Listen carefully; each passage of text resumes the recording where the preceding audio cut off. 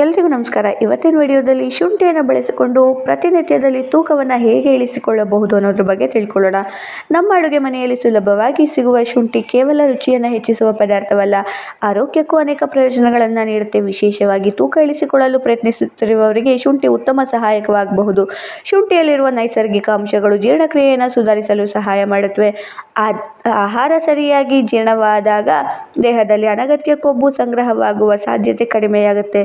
ಜೊತೆಗೆ ಶುಂಠಿ ದೇಹದ ಚಯಾಪಚಯ ಕ್ರಿಯೆಯನ್ನು ಉತ್ತೇಜಿಸಿ ಹೆಚ್ಚು ಕ್ಯಾಲೋರಿಯನ್ನು ಖರ್ಚು ಮಾಡಲು ನೆರವಾಗುತ್ತೆ.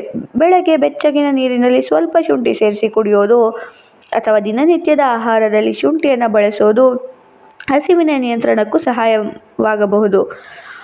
ಇದರಿಂದ ಅನಗತ್ಯ ಹೆಚ್ಚು ತಿನ್ನುವ ಅಭ್ಯಾಸವನ್ನು ಕಡಿಮೆ ಮಾಡುತ್ತೆ.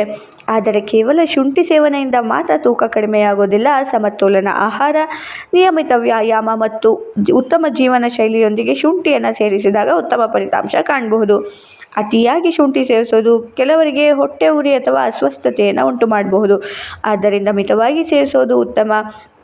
ಪ್ರತಿನಿತ್ಯದ ಆಹಾರದಲ್ಲಿ ಶುಂಠಿಯನ್ನು ಸೇರಿಸೋದು ಜೀರ್ಣಕ್ರಿಯೆಯನ್ನು ಸುಧಾರಿಸಿ ಚಯಾಪಚಯ ಕ್ರಿಯೆಯನ್ನು ಉತ್ತೇಜಿಸಿ ತೂಕ ಇಳಿಕೆಗೆ ಅದರ ಪ್ರಯತ್ನಗಳಿಗೆ ಸಹಾಯ ಮಾಡಬಹುದು.